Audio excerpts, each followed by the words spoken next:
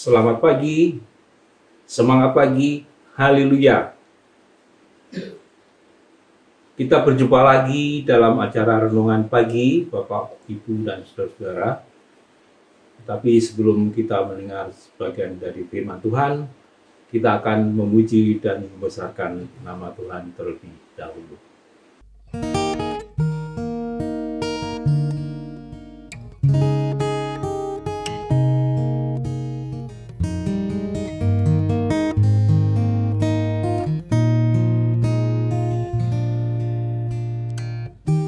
Perhatikanlah bunga bakung di ladang, Tuhan hiasi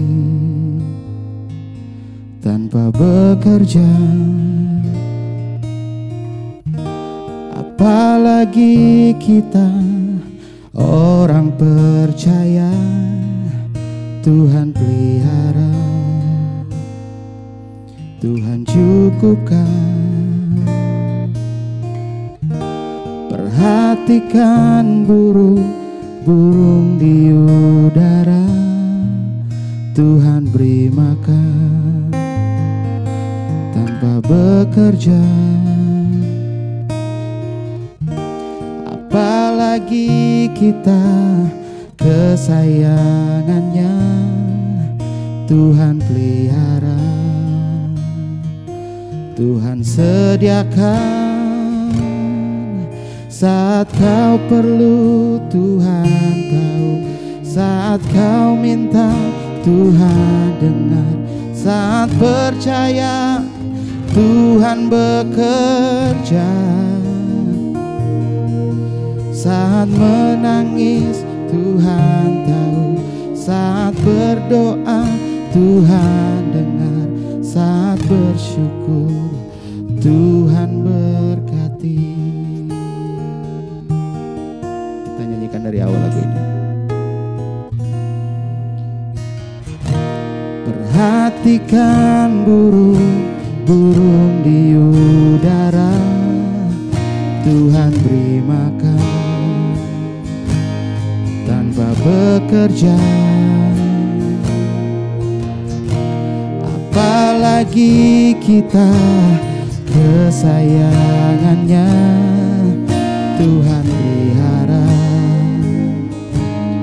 Tuhan sediakan. Oh, saat kau perlu, Tuhan tahu. Saat kau minta, Tuhan dengar. Saat percaya, Tuhan bekerja. Saat menangis, Tuhan tahu. Saat berdoa, Tuhan dengar. Saat bersyukur, Tuhan berkati.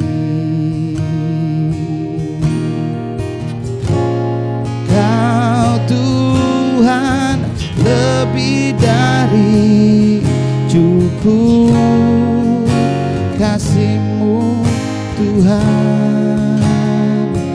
Oh, Kau Tuhan lebih dari kata janji-Mu pasti terjadi. Oh, saat kau perlu, Tuhan tahu. Saat kau minta, Tuhan dengar. Saat percaya, Tuhan bekerja. Oh, saat menangis, Tuhan tahu. Saat berdoa, Tuhan dengar. Saat bersyukur, Tuhan berkati. Sekali lagi. Oh, saat kau perlu, Tuhan tahu. Saat kau minta, Tuhan dengar. Saat percaya, Tuhan bekerja. Oh, saat menangis, Tuhan tahu. Saat berdoa, Tuhan dengar. Saat bersyukur, Tuhan berkati.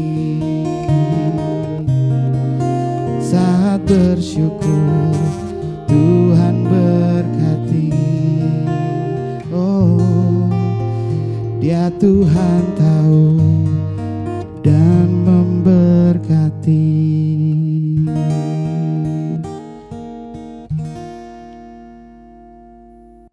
Mari kita berdoa.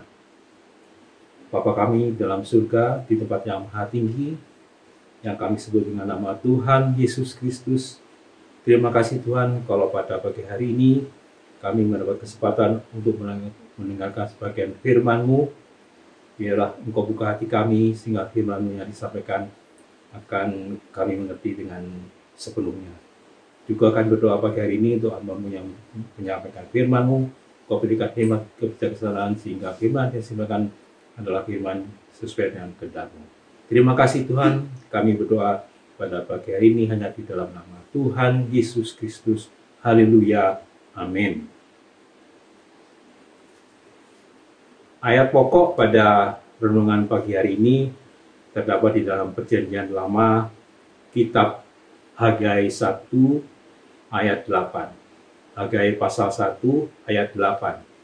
Tertulis demikian.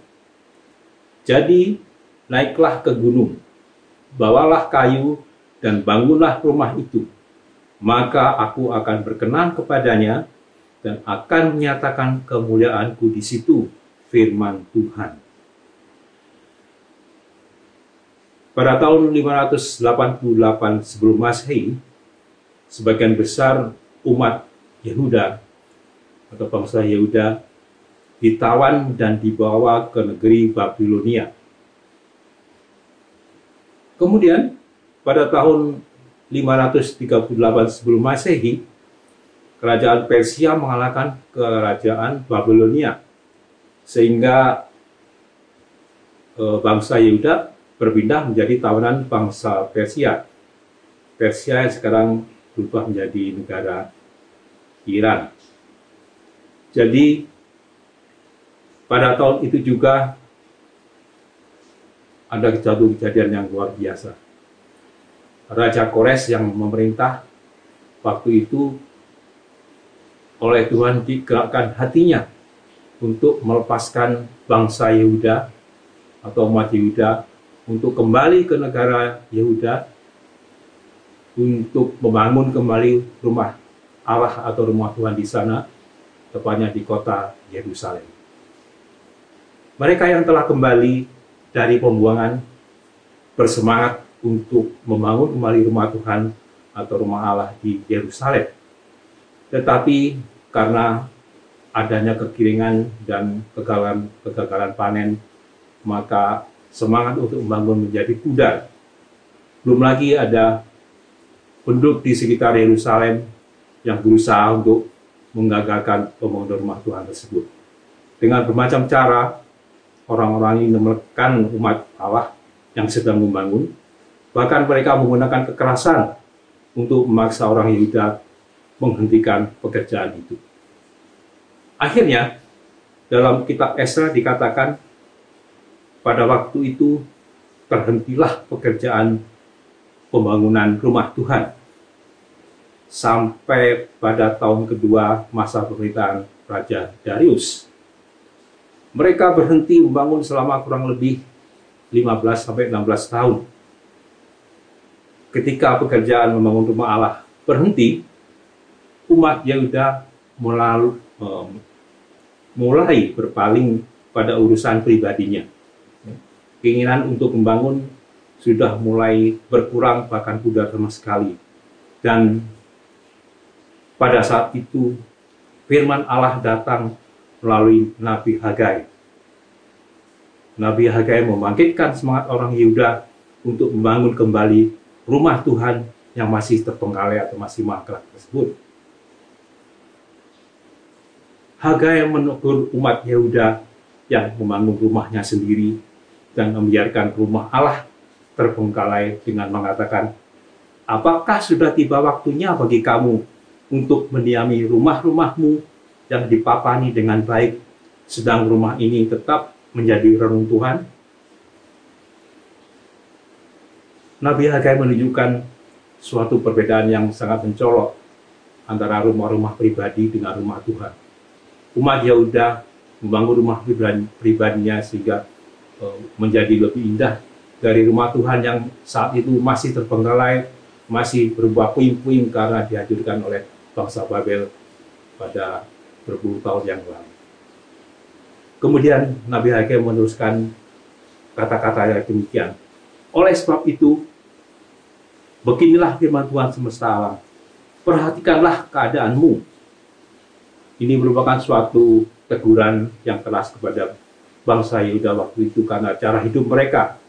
Karena mereka hanya berpusat pada diri sendiri dan tidak kepada Allah dan pekerjaannya. Mengabaikan rumah Allah berarti sama dengan mengabaikan Tuhan Allah sendiri. Akhirnya Allah memberikan perintah melalui Nabi Hagai seperti pada ayat pokok kita, yaitu pada Hagai 1 ayat 8 tadi. Jadi naiklah ke gunung, bawalah kayu dan bangunlah rumah itu. Maka aku akan berkenan kepadanya dan akan menyatakan kemuliaanku di situ. Bangunlah rumah itu, maka aku akan berkenan kepadanya. Para pemimpin dan umat Yehuda mendengar seruan itu dan mulai membangun kembali bait Allah. Akhirnya Allah berkenan kepada umat Yehuda lalu memberkati mereka.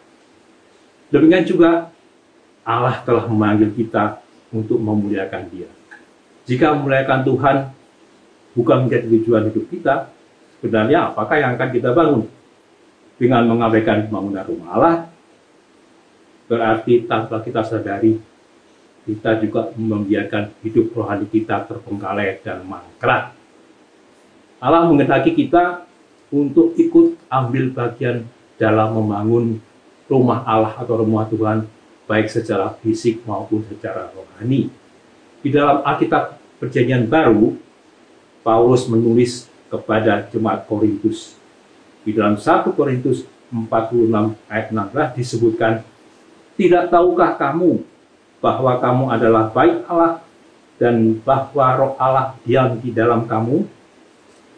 Di sini Paulus melihat bahwa kerajaan Tuhan, gereja Tuhan tidak semata-mata sebuah bangunan fisik, tetapi juga bangunan rohani, di mana kehidupan umat Tuhan ada di dalamnya, dan di mana Tuhan juga harus diutamakan di dalam gereja.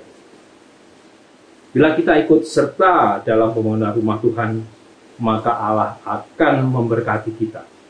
Allah telah menunjukkan bahwa ketika kita percaya dan rindu dan terlibat dalam pembangunan gereja Tuhan, baik secara fisik maupun secara rohani, maka berkat Tuhan juga akan dicurahkan kepada kita semua.